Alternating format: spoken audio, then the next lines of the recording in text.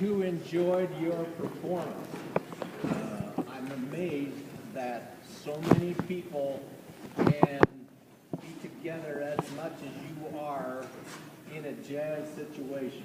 It takes a lot of listening between the members of the group, and I think you are to be congratulated for that. I'd like to congratulate you and your director on the idea that it's important to learn how to improvise also.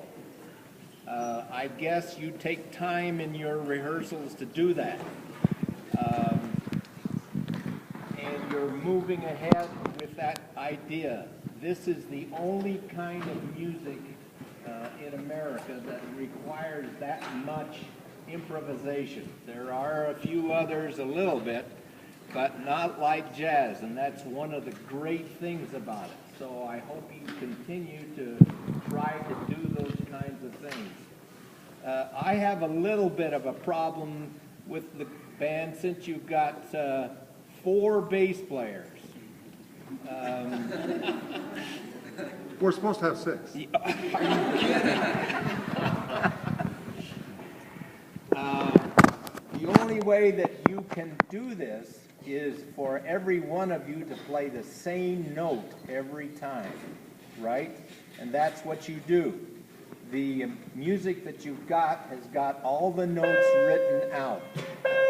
Okay, now, there's one element of jazz improvisation that is not happening here yet, and it's not your fault. And that is that every person, including bass players, need to learn how to improvise. And I'm not talking about the solo improvisation. I'm talking about the improvisation that happens while you're providing the rhythmic foundation for the rest of the band. And that can only happen if there's only one bass player happening, and I'm sure you're aware of that. Right, we work on some combo style stuff. Okay, that's good. Yes, but that can also happen in a big ensemble if there's just one bass player. And that brings me to just another point about improvisation. One element of the improvisation that happens whenever you stand up and do a solo is that you are putting yourself out sometimes without knowing at all what you're going to do, nor knowing what the parameters are for how to construct a good solo. And so I think that's where all of us can do better. I've known great musicians who tell me that they practice 8 or 9 hours a day improving their improvisation capability. So it isn't something that just you need to work on. It's something that we all do. It includes rhythmic precision. It includes harmonic understanding, articulation, development of an idea to something that improves and increases the tension or releases. All those kinds of things happen when you're trying to improvise. And I think you're doing very well, but I just tell you, you need to practice more. All of us do. And so sometimes there were some great ideas that came out of here today. Sometimes I was wondering if they were playing the same song. So this is where we need to happen.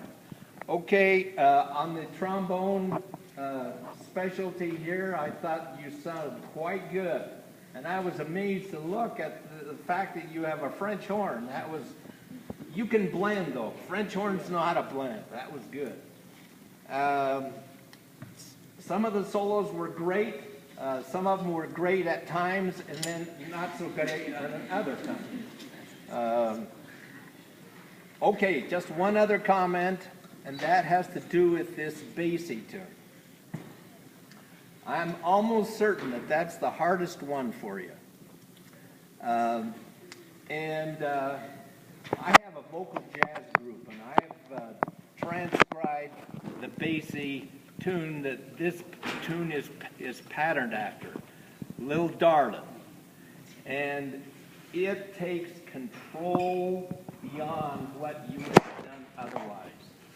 And it's usually found that if you can control those eighth notes, as he said, that you will have the tempo to continue the way it ought to be. If you don't have those eighth notes under control, the tempo will speed up. And you did that. And then you realize where you are and you slow back down again to where you ought to be.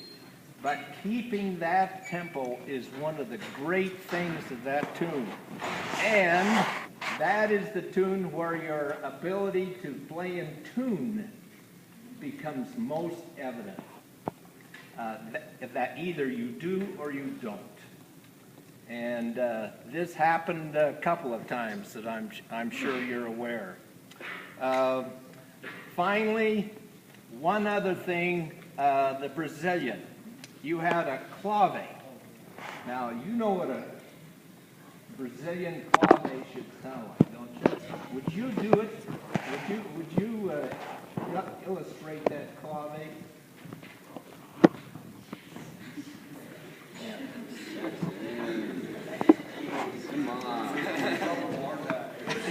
No, you're not in trouble. I just feel like you need to hear what it's supposed to sound like. Did you not flirt? You don't even have a? Why weren't you getting it? You just walked up there. These were pretty intense. It's not that hard though.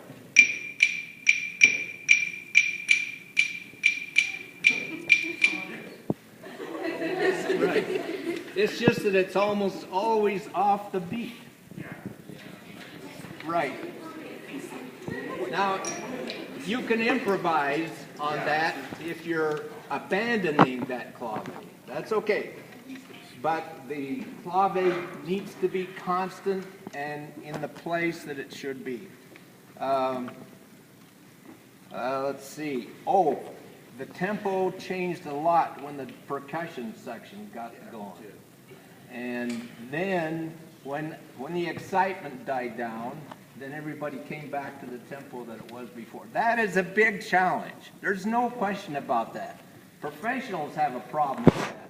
I listen to some recordings of great players, and every once in a while, because of the excitement of the moment, the tempo changes, goes up, and then they come back together, and it settles back down to where it's supposed to be.